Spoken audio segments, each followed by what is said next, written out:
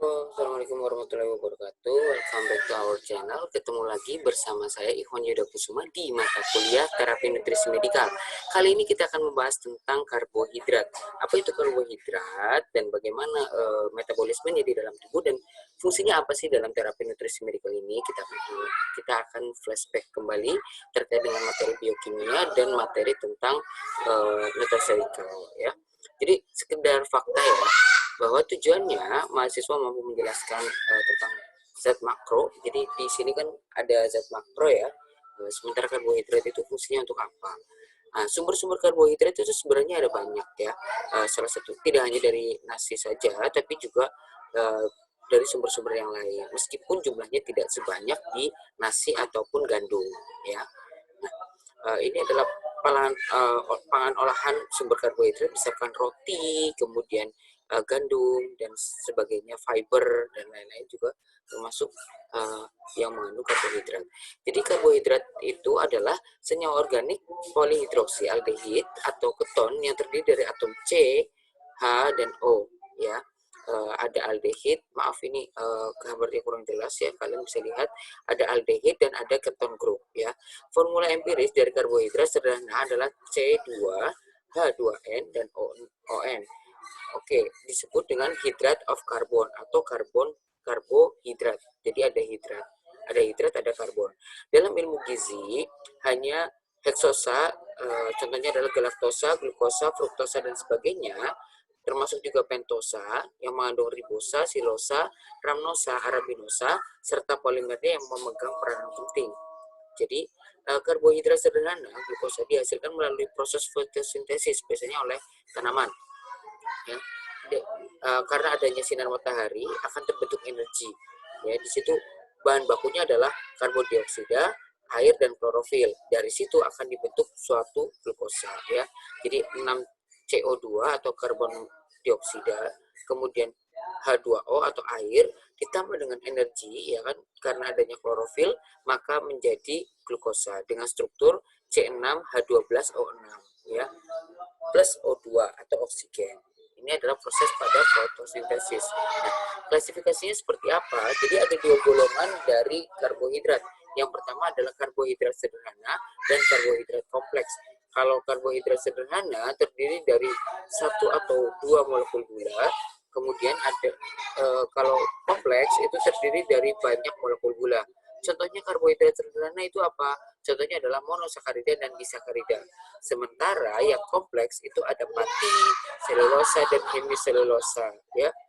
Kemudian pencernaan karbohidrat itu dengan menggunakan bantuan enzim. Enzim itu disebut dengan enzim ptyalin, di mana enzim ptyalin itu berhubungan dengan maltosa ya, membentuk suatu maltosa ya. Kemudian dicernanya di mana? Biasanya di mulut, lambung, duodenum dan di usus halus akan terbentuk glukosa, fruktosa dan galaktosa ya. Atau kita sebut juga glukosa plus glukosa menjadi maltosa, sementara fruktosa dengan glukosa akan menjadi sukrosa dan galaktosa bersama glukosa akan menjadi laktosa. Oke, jadi karbohidrat sederhana itu apa saja? Tadi kan kita sudah bahas. Jadi ada monosakarida atau gula tunggal dengan satu mol gula. Contohnya glukosa, fruktosa, galaktosa, sorbitol. Itu biasanya didapat dari mana? Dari madu, buah, jagung ya. Jadi kalau orang hipoglikemi yang paling bagus adalah memberikan madu ya, karena mengandung banyak glukosa ya. Kemudian ada galaktosa yang didapat dari susu dan sorbitol dari turunan glukosa. Nah, kemudian ada juga yang golongan karbohidrat sederhana, yang kedua yaitu disakarida. Bedanya apa? Kalau mono itu artinya satu, disakarida artinya dua. Dia mengandung dua molekul gula. Contohnya apa saja? Ada sukrosa, laktosa, dan maltosa. Jadi sukrosa itu didapat dari mana? Contohnya adalah gula meja atau gula pasir ya. Kemudian laktosa itu gula susu. Kemudian maltosa terbentuk dari pemecahan pati ya, amilum misalkan ya. Kemudian monosakarida merupakan single sugar atau satu molekul gula tadi. Kita bedah satu-satu ya. Ini glukosa, ini fruktosa, ini galaktosa ya. Glukosa disebut juga dengan dextrosa, banyak terdapat pada buah, madu, jagung manis ya, merupakan produk utama hidrolisis karbohidrat kompleks dalam proses pencernaan. Sebagai gula fisiologis, di situ ada blood sugar atau kadar glukosa darah ya. Nah, biasanya ini sebagai terapi untuk mengatasi hipoglikemi. Kemudian juga ada fruktosa, di mana fruktosa itu disebut juga dengan levulosa, di mana dia merupakan gula paling manis ya. Sumbernya hidrolisis gula disebut juga fruit sugar, artinya gula buah ya. Kemudian ada galaktosa. Galaktosa tidak terdapat di alam bebas, dia itu merupakan turunan dari laktosa ya. Sementara sorbitol itu berbentuk, biasanya sorbitol itu lebih banyak berbentuk cairan, merupakan alkohol hexadehidrik, merupakan turunan glukosa. Biasanya dia diabsorpsi perlahan-lahan, mempertahankan kadar gula dalam darah sesudah makan. Kemudian memperlambat timbulnya rasa lapar ya. Jadi taraf kemanisannya itu gimana? Pertama yang paling manis adalah fruktosa, di bawahnya ada sukrosa, kemudian ada glukosa, sorbitol, galaktosa, dan yang paling tidak terlalu manis adalah laktosa. Ya. Nah, sementara yang di sakarida atau double sugar atau dua molekul gula itu kita lihat di sukrosa, laktosa, dan maltosa. Ini perbedaan strukturnya. Nah, jadi sukrosa itu apa? Sukrosa itu karena di artinya dua, jadi penggabungan dari dua glukosa. Tadi yang single kita sudah tahu ya. Jadi sukrosa terbentuk dari gabungan antara glukosa dan fruktosa. Dikenal sebagai gula meja atau table sugar ya. Terutama terdapat pada tebu ya, beet, kemudian molasses.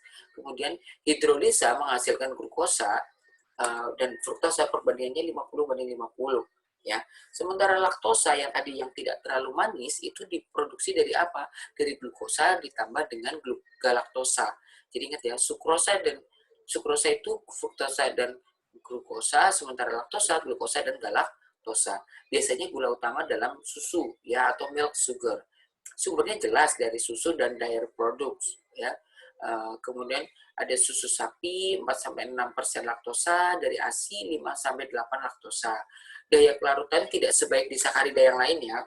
Dicernanya lebih lambat, makanya ini biasanya digunakan juga untuk eksipien dalam industri farmasi. Kemudian ada laktosa terhidrolisis, sifatnya laksantif. Jadi dia itu digunakan biasanya kalau sukrosa digunakan untuk meningkatkan glukosa darah, sementara laktosa digunakan untuk mengatasi diare atau kram perut. Ya. Kemudian maltosa itu adalah penggabungan dari dua glukosa, ya, tidak terdapat di alam, dikenal sebagai turunan gula, merupakan produk pencernaan dari pati, ya, atau amilum, ya. Nah, kalau penggabungan dua glukosa itu bisa dilihat di sini. Misalkan ada glukosa dan fruktosa. Dia itu mempunyai satu monosakarida yang berikatan dengan oksigen yang lain sehingga melepaskan molekul air. Jadi ketika glukosa mempunyai gugus COH dan fruktosa yang mempunyai gugus gugus atom C di luar, maka HO yang ada di sini akan dilepaskan bersama dengan molekul O dari glukosa sehingga akan terbentuk suatu molekul air atau water di sini ya, H2O. Nah, akibatnya akan terjadi ikatan seperti ini, COCr. Jadi ini adalah gugus ether ya. Kemudian kalau ini kondensasi ya. Kemudian kalau hidrolisis, hidro itu air, lisis itu apa? Pemecahan air ya kan. Kalau maltosa disakarida yang bisa dipecah ya. Misalkan pengen tahu nih, kalau ini kan penggabungan, kalau ini adalah pemecahan. Maltosa itu dipecah gimana caranya? Ketika maltosa dilarutkan dalam air, dia akan memisah kembali menjadi dua buah glukosa ya. Paham sampai di sini ya? Jadi intinya adalah ketika disakarida, ini kan disakarida maltosa itu disakarida dari glukosa dan glukosa. Gimana sih cara mecahnya? Dia tambahkan dengan molekul air di mana mengandung ion H dan OH, di mana itu dibutuhkan untuk melepaskan disakarida ini menjadi monosakarida dua buah ya. Nah, karbohidrat kompleks itu beberapa polisakarida misalkan pati, dextrin, glikogen merupakan kumpulan unit-unit glukosa. Daya kelarutan polisakarida lebih rendah daripada monosakarida, tetapi lebih stabil. Beberapa dapat dicerna, contohnya pati, dekstrin, glikogen. Yang lain tidak bisa, contohnya selulosa, hemiselulosa, dan pektin. Ini biasanya untuk apa? Digunakan untuk digunakan untuk eksipien suatu obat ya. Kemudian yang kedua yaitu karbohidrat kompleks. Contohnya adalah pati atau starch, di mana kalau pati atau starch merupakan rantai unit-unit glukosa, menyumbangkan sekitar 80% kalori. Terdapat dalam dua bentuk, contohnya adalah amilosa dan amilopektin, di mana amilosa itu rantainya lurus, sementara amilopektin itu rantainya bercabang-cabang. Biasanya terdapat di mana pati itu? Terdapat di biji-bijian, ya. Misalkan dari akar atau sayur, ya. Pati dalam sel tanaman dilindungi oleh dinding selulosa. Pada proses pemasakan, sel-sel pati menjadi lunak dan pecah sehingga dapat dicerna. Nah, kemudian ada juga dekstrin. Ya, dekstrin atau dextrosa umumnya ya, merupakan produk antara pemecahan pati menjadi maltosa, lebih manis dan mudah larut dibandingkan pati, ya. Sementara glikogen merupakan kumpulan unit-unit glukosa dengan cabang lebih kompleks, mempunyai berat molekul yang besar, bentuk simpanan karbohidrat pada manusia dan hewan dalam hati dan otot. Jadi glikogen merupakan cadangan energi pada manusia dari turunan karbohidrat. Glikogen otot untuk memenuhi kebutuhan energi secara langsung, sementara glikogen di hati diubah menjadi glukosa yang nanti akan dibawa darah ke jaringan-jaringan. Kemampuan otot menyimpan glikogen terbatas sehingga perlu masukkan karbohidrat secara teratur dari makanan. Kelebihan karbohidrat itu akan menyebabkan peningkatan glikogen, tapi juga akan meningkatkan perlemakan ya. Jadi hati-hati terhadap kelebihan jumlah glukosa dalam darah. Nah, kemudian selanjutnya ada selulosa, atau kita kenal dengan, misalkan dalam industri farmasi itu adalah mikrokristalis selulosa, di mana selulosa dan hemiselulosa merupakan kerangka sel tanaman. Selulosa tidak larut dalam larutan biasa sehingga tidak dapat dicerna oleh manusia karena tidak mempunyai enzim untuk menghidrolisis selulosa. Fungsi utamanya adalah menyediakan bahan yang bulky atau berserat. Sumbernya misalkan buah, lapisan sayur, tangkai, daun, lapisan luar biji-bijian, kacang-kacangan, dan leguminosa. Kemudian hemiselulosa itu larut pada asam. Contohnya adalah pektin dan agar-agar. Ya. Pektin pada buah-buahan untuk selai, misalkan, dan agar-agar. Ya, itu mengandung hemiselulosa. Nah, bagaimana sih pencernaan dan absorpsi dari karbohidrat itu sendiri? Di mulut akan terjadi muncul suatu enzim yang disebut dengan amilase, di mana enzim amilase tersebut akan mulai memecah pati. Kemudian di usus halus, ya. Sementara di usus halus, amilase pankreas menyempurnakan pemecahan pati. Kemudian ada brass border enzim mencerna disakarida. Hasil akhir dari pencernaan karbohidrat adalah tadi glukosa, fruktosa, galaktosa yang nanti akan diserap menuju ke aliran darah. Kemudian serat yang tidak dicerna akan dikeluarkan melalui feses. Nah, ini adalah gambarannya. Jadi di sini adalah ada mulut, lambung, usus halus, dan dinding usus ya. Jadi di mulut akan muncul salivasi amilase ya. Pati itu akan masuk dan tubuh itu akan merespon dengan mengeluarkan amilase. Nah, contohnya ada gula. Gula di sini ada maltosa, sukrosa, dan laktosa. Ya, maltosa, sukrosa, dan laktosa. Ya. Nah, kemudian dihidrolisis kalau itu akan menjadi dekstrin. Nah, karena masuk ke usus halus, dia akan keluar enzim yang disebut dengan amilase. Amilase itu akan diproduksi oleh pankreas yang mengubah dekstrin menjadi maltosa. Nah, maltosa, sukrosa, laktosa ini nantinya akan masuk ke usus halus dan akan bertemu dengan intestinal enzim.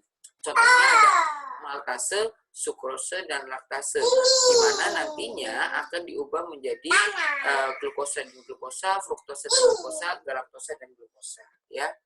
Kemudian glukosa, fruktosa, dan galaktosa diabsorpsi melalui sel epitel usus dan diangkut ke sirkulasi darah melalui vena porta. Jika konsentrasi monosakarida di usus halus atau mukosa sel cukup tinggi, maka dia akan diabsorpsi secara pasif atau fasilitatif. Jika konsentrasinya turun, absorpsi menggunakan energi dari ATP dan ion natrium. Kemudian kalau monosakarida dibawa ke hati, di mana fruktosa dan galaktosa diubah menjadi glukosa. Jadi, pada akhirnya semua disakarida berubah menjadi glukosa. Oke. Kemudian ekskresinya biasanya berapa lama? Sekitar 1-4 jam setelah makan. Fatty non-karbohidrat atau serat makanan dan semua sisa-sisa pencernaan masuk ke usus besar.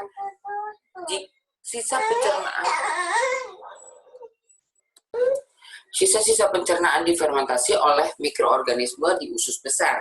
Hasilnya adalah CO2, hidrogen, metan, dan asam lemak. Rantai pendek yang mudah menguap, contohnya adalah asam asetat, asam propionat, asam butirat. Nah, pada kadar rendah, gas-gas dikeluarkan melalui paru. Ya kan? Jika melebihi batas kemampuan, maka jika melebihi batas kemampuan kolon untuk mengabsorpsi, dikeluarkan melalui anus. Contohnya flatulensi. Tahu flatulensi itu apa? Kentut. Ya. Sebagian asam lemak masih bisa direabsorpsi dan dimanfaatkan kembali oleh tubuh. Nah, metabolisme seperti apa? Jadi seperti ini. Glukosa dipecah menjadi 2 pirufat. Yang pertama adalah 2 etanol dan 2 CO2. Kemudian ada lagi 2 laktat, ya, anaerob sifatnya dua-duanya, dan nantinya keduanya akan membentuk 2 asetil-CoA. 2 asetil-CoA ini karena masuk dalam tricyclic cycle, maka akan dibentuk menjadi CO2 dan H2O, artinya karbon dioksida dan air. Ya. Karbohidrat di dalam tubuh fungsinya itu ada bermacam-macam, ya. Di sini fungsinya sumber energi, ya, pemberi rasa manis pada makanan, penghemat protein, pengatur metabolisme lemak. Nah, untuk mencegah oksidasi lemak yang tidak sempurna, membantu mengeluarkan feses, atur peristaltik usus, dan memberi bentuk pada feses. Nah, kebutuhan karbohidrat, bila tidak ada karbohidrat, maka asam amino, lemak, gliserol akan diubah menjadi glukosa untuk keperluan otak dan saraf. Di sini ada proses yang disebut dengan gluconeogenesis, di mana terjadi pemecahan lemak dan protein untuk memenuhi kebutuhan glukosa. Ya, tidak ada ketentuan pasti kebutuhan karbohidrat manusia dalam sehari. WHO menghancurkan sekitar 55-75% total konsumsi energi dari karbohidrat kompleks dan 10% berasal dari gula sederhana. Khusus untuk konsumsi serat, Lembaga Kanker Amerika menganjurkan makan 20-30 gram serat sehari. Di beberapa sumber pustaka Indonesia dianjurkan beberapa konsumsi serat sehari adalah 25 gram. Akibat kekurangan karbohidrat biasanya ada defisiensi tertentu atau disebut juga dengan gizi buruk, atau manifestasi klinisnya disebut dengan marasmus. Nah, gejalanya apa? Penentuan diagnosis biasanya kalau berat badan per umur itu kurang dari 60% berat badan normal, tanpa udem tapi ya, tampak kurus hingga tinggal tulang terbungkus kulit. Wajah seperti orang tua, cengeng dan rewel, konstipasi, diare, terdapat bercak hijau dan lendir pada feses, kulit keriput, jaringan lemak subkutis sangat sedikit sampai dengan tidak ada. Kemudian ada jenis serat, ya, tadi ya sudah kita bahas, ada pektin, ada selulosa. Ya, kalau yang larut air itu yang pektin dan gam. Sementara serat tidak larut itu ada selulosa, hemiselulosa. Kebutuhan serat adalah 20-25 gram per hari. Nah, manfaat serat untuk penurun badan, mengatasi sembelit, diare, hemoroid, kanker kolon, dan menurunkan kolesterol pada umumnya, membantu dalam proses pemulihan pada gangguan kardiovaskuler. Selain itu, untuk menormalkan glukosa darah pada penderita diabetes mellitus. Regulasi hormon. Nah, sumber karbohidrat biasanya apa? Padi-padian, umbi-umbian, kacang-kacangan. Hasil olahan, mie, bihun, roti, tepung-tepungan, sirup, dan sebagainya. Sayur dari umbi-umbian contohnya adalah wortel, kacang-kacangan, dan lain sebagainya. Kemudian kalau karbohidrat dari tempat lain selain protein, juga dari telur, daging ayam, telur, dan susu juga mengandung sedikit karbohidrat. Oke. Pengaturan kadar glukosa dalam darah ini diatur oleh yang namanya insulin, di mana ketika kadar glukosa darah meningkat, maka insulin juga akan lepas ya. Insulin distimulasi untuk masuk ke dalam darah melalui pelepasan dari sel beta pankreas, di mana insulin nanti akan menstimulasi hati dan otot untuk menyimpan glukosa dalam bentuk glikogen. Sementara kalau jumlah glukosanya rendah, maka glukagon akan dilepaskan oleh pankreas sehingga oleh sel alfa ya, kalau ini sel beta, kemudian sel alfa dari pankreas akan menstimulasi hati untuk melepaskan glikogen menjadi glukosa. Jadi glukagon menstimulasi hati untuk membuat glukosa dari asam amino yang disimpannya ya. Terima kasih atas perhatiannya. Satu pesan untuk kondisi saat ini untuk kalian semua, jangan lupa untuk memutus rantai penyebaran virus corona itu kalian harus melakukan social distancing, rajin mencuci tangan, pakai masker bila merasa sakit, olahraga yang cukup, makanan bergizi dan bervitamin, dan di rumah aja ya, jangan kemana-mana. Kemudian berdoa kepada Tuhan Yang Maha Esa. Oke, terima kasih atas perhatiannya. Wassalamualaikum warahmatullahi wabarakatuh.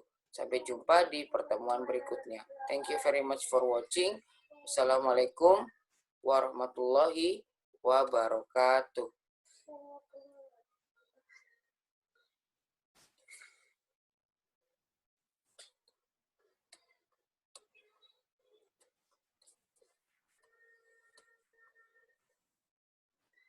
Assalamualaikum warahmatullahi wabarakatuh.